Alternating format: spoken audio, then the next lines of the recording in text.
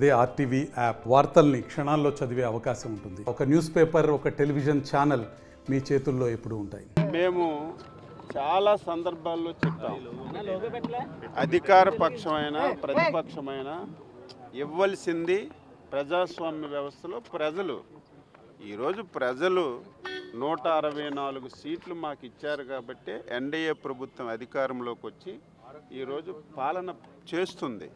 ఈరోజు నీకు ప్రతిపక్ష నాయకుడిగా కూడా నువ్వు అసమర్థుడు అని చెప్పి ప్రజలు ఒక నిర్ణయం తీసుకొని నీకు ఆ హోదా ఇవ్వకపోతే దాన్ని కుంటి సాకు పెట్టి నీ అహంకారం 5 సంవత్సరాల నీ అహంకారం మళ్ళీ ఈరోజు శాసనసభలో బయటపడుతుందని ఒక దురుద్దేశంతో నువ్వు ఈ షాక్తో ఎగ్గొట్టడం. ప్రతి ఒక్కరూ అసలు ప్రజాస్వామ్యంలో ఇటువంటి వ్యక్తులు ఉంటారా?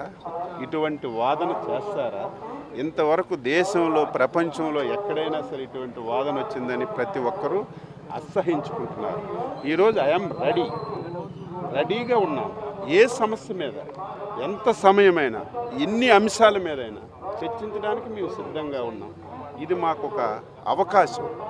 అనునిత్యం ఒక తప్పుడు పేపరు, తప్పుడు టీవీ పెట్టుకొని, ఫేక్ సోషల్ మీడియా పెట్టుకొని 14 మాసాల నుంచి ఆర్థికంగా సమస్యలున్న 5 సంవత్సరాలు నువ్వు రాష్ట్రాన్ని తగలపెట్టిన ఈరోజు కష్టపడి కేంద్ర ప్రభుత్వ సహకారంతో సంక్షేమాన్ని ఒకవైపు, అభివృద్ధిని ఒకవైపు 5 సంవత్సరాలు కుంటుపడినటువంటి ప్రాజెక్టులన్నీ గాడిలో పెట్టి పనిచేస్తుంటే నువ్వు చూడలేక కళ్ళు పొడుచుకొని నిరంతరం అబద్ధాల ప్రచారం చేస్తున్నావు.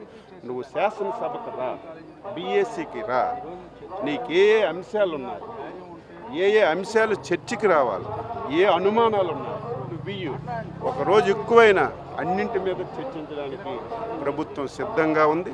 ఒకవేళ మీరు రాకపోయినా శాసనసభ పవిత్రమైనటువంటి సభ, ఈ సభను ఉపయోగించు అన్నింటి మీద చర్చిస్తాం. ఈరోజు యూరియా కానీ, ఈ 14 మాసాల్లో రైతులు మద్దతు ధర మీద కానీ, ఈరోజు పీపీపీ మోడల్లో మెడికల్ కాలేజీలు కానీ, ఏదైతే ఎన్నికల్లో ఇచ్చినటువంటి సూపర్ 6లో సూపర్ హిట్ చేసి అమలు చేసినటువంటి సంక్షేమ పథకాలు కానీ, నీ 5 సంవత్సరాల్లో తాళాలు వేసినటువంటి ఇరిగేషన్ మీద కానీ, వ్యవసాయం మీద కానీ కూలంకుషంగా చర్చించి ఈరోజు మీరు వచ్చినా రాకపోయినా శాసనసభ వేదికగా రాష్ట్ర ప్రజలకు తెలియచేయడానికి ప్రభుత్వం మేమందరం సిద్ధంగా ఉన్నాం.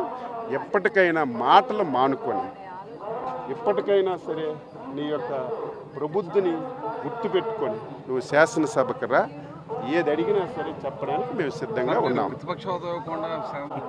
చెంప చెల్లుమనిపించాలి. అసలు ఆ వరద ఎందుకు వస్తుంది?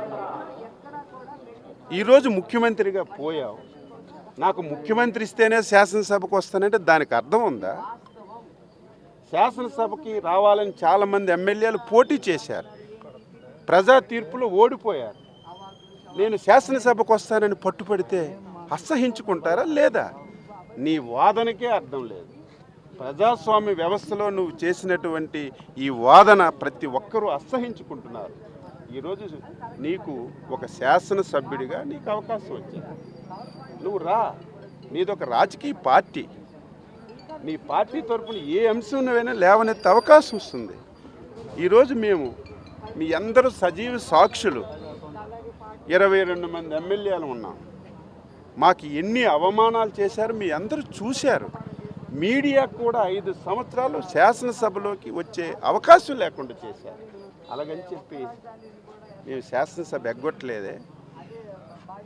ప్రజాస్వామ్య వ్యవస్థలో రాజకీయ పార్టీ అంటే అధికారం ఉంటే పరిపాలన చేస్తామంటే అది రాజకీయ పార్టీ కాదు. అధికారం ఉన్నా, ప్రతిపక్షంలో ఉన్న, నిరంతరం ప్రజల పక్షాన పనిచేసినటువంటి పార్టీయే అదొక రాజకీయ పార్టీ.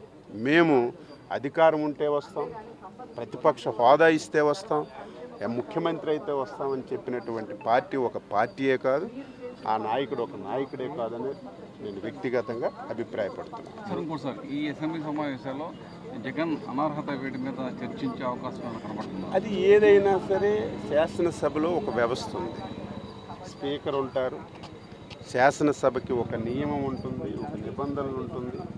రాజ్యాంగబద్ధంగా శాసనసభ ఏ విధంగా నిర్ణయాలు తీసుకుంటుందో ఒక విధానమైనటువంటి విధానం ఉంటుంది. కాబట్టి విధానం ప్రకారం ఎవరికైనా, జగననే కాదు, ప్రజాస్వామ్యంలో ఏ ఒక్కరికైనా సరే శాసనసభ నిబంధనల ప్రకారం నిబంధనలు పాటించకపోయినా, నిబంధనలకు వ్యతిరేకంగా వ్యవహరించిన శాసనసభ స్పీకర్ నిర్ణయాలు తీసుకునే అవకాశం చట్టంలోనుంది, రాజ్యాంగంలో ఉంది. దాని ప్రకారం ముందుకెళ్తారు తప్ప ఏదో కావాలని చేసే ప్రయత్నం ఎవరూ కూడా చెయ్యం. తెలుగులో న్యూస్ కి ఫాస్టెస్ట్ యాప్ ఇప్పుడు టోటల్లీ న్యూ అవతార్లో జస్ట్ 5 సెకండ్స్ లో కంప్లీట్ న్యూస్. సోషల్ మీడియాలో ట్రెండ్స్ కి one stop solution. Live TV app voice search option తో ఇప్పుడే డౌన్లోడ్ చేయండి లేదా అప్డేట్ అయిపోండి. యాప్ లింక్ డిస్క్రిప్షన్ లో ఉంది.